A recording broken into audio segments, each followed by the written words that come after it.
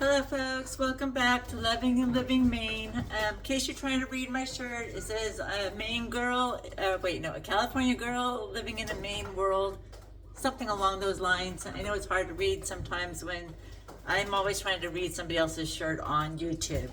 Okay, now, again, if anything makes you queasy, especially the fact that I'm going to be dispatching quail, this is the time to turn off, come back and see us some other time, which I hope that you do.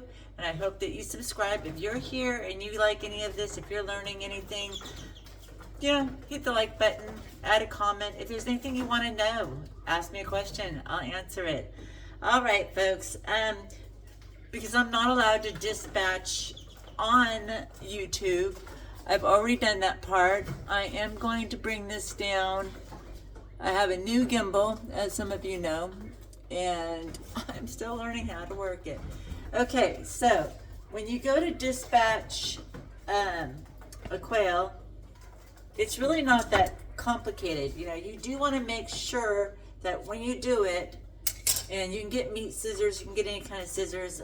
I needed to use those tonight, but they're sharp enough.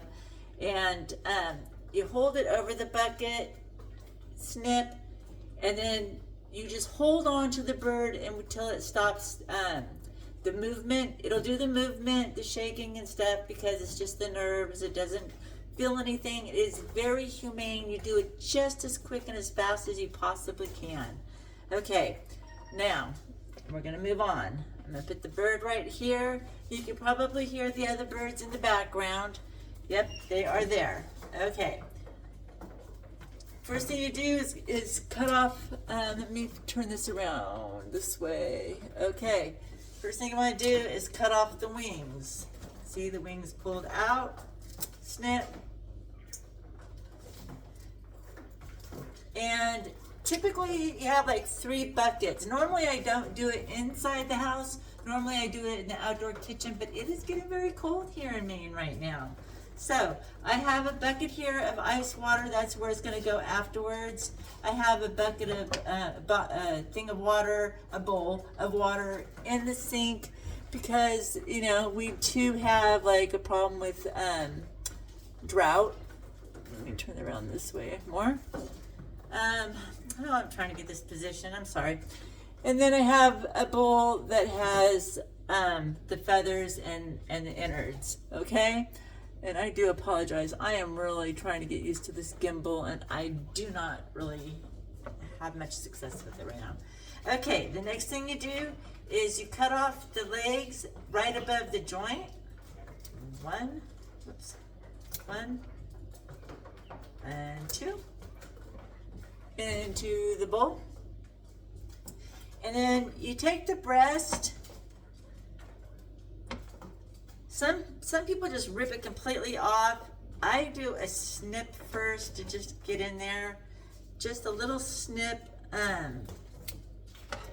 not too deep, just enough to break the skin so that I can get in there and rip it apart. And this one is a very feathery bird. All right. And so it's along the breast, and that's what you want to see right there. You see that breast? It's beautiful. It's a nice breast.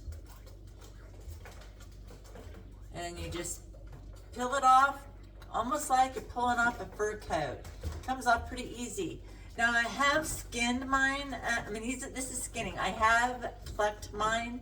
It's a lot of work. I did one last night. It is not fun. Okay, see, so you could just take this. You be careful not to pull the leg off, but you can just pull the leg right on out. The hardest part is right on the backbone area. It wants to stick.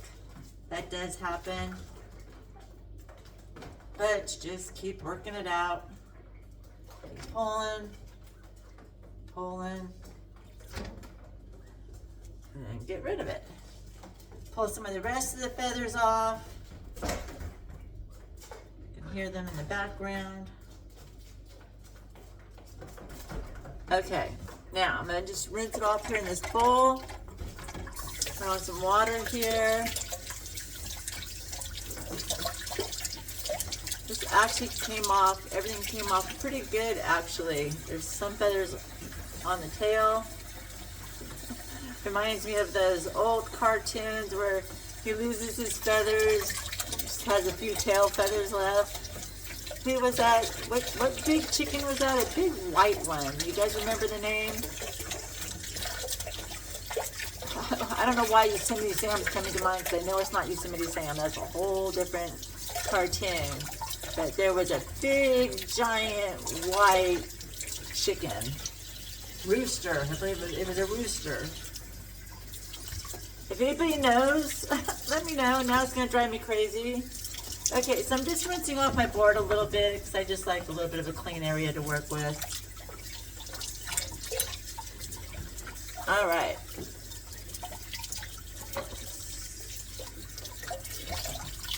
One more quick little rinse.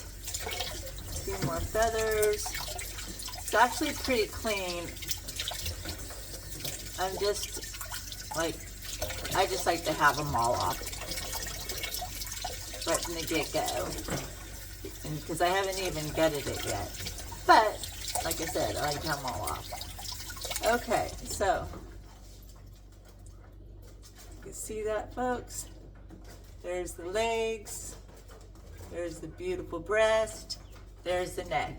Okay, I'm gonna lay this on the board with the neck facing me, and then I'm gonna take the scissors and right along the spine on each side, you're gonna cut up right along the spine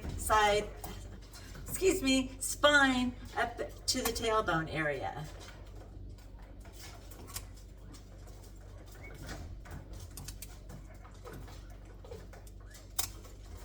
Been doing this for 2 days. I think my scissors are getting worn out. I ordered some more meat scissors. My other ones, I don't know where they went.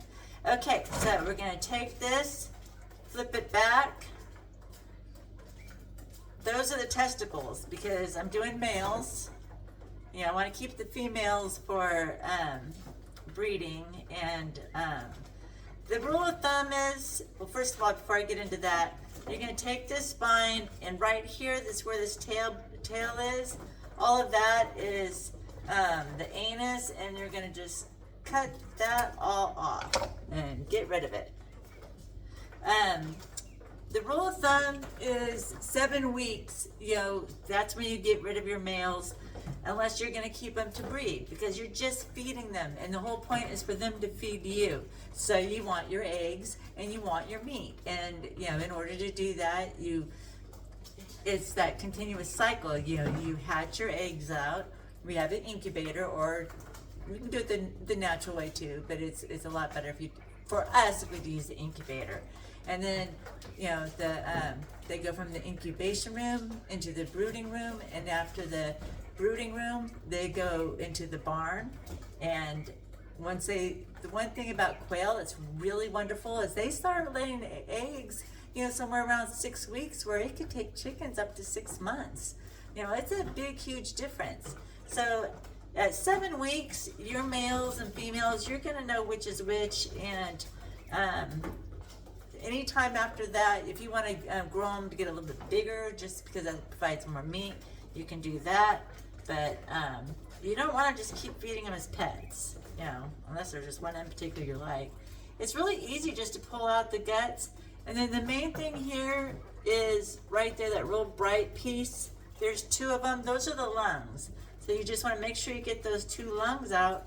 Like the innards came out really easy for me this time. They don't always come out that easy, I'll be honest. Sometimes I struggle, I really do. Sometimes you struggle with the feathers, and sometimes you struggle with getting the innards out, you know, just. And then that's it, folks. Oops, I got a feather on there still, or it's stuck in that bowl. It's nice and cleaned out. That is ready to go. You barbecue that, you cook that, you know, this is good food. This is wonderful, healthy, high in protein, excellent tasting meat. And to tell you the truth, the quail eggs, they taste better than chicken eggs to me, and to a lot of people I know. They're creamier. So the only reason quail aren't popular is because they're not the cuddly, Like chickens have personalities. They'll follow you around a lot of times. They're just, I don't know, and they're bigger also. You know, you got more meat and you've got bigger eggs, but you have higher protein, more protein in a little quail egg than you do in a chicken egg. So I don't know the percentages. I'm not a scientist. You have to look it up and figure it out yourself. Yes, you do eat like 3 quail eggs to 1 chicken egg, but I challenge you. You hard boil a couple of quail eggs and a chicken egg, you eat those quail eggs first. And then when you go to eat 2 quail eggs, and after that, go ahead and eat the hard boiled chicken egg. And just determine then which one you like better, because that's the true way to really taste the difference. They are so creamy. So, and also, while I have you here, I want to show you something.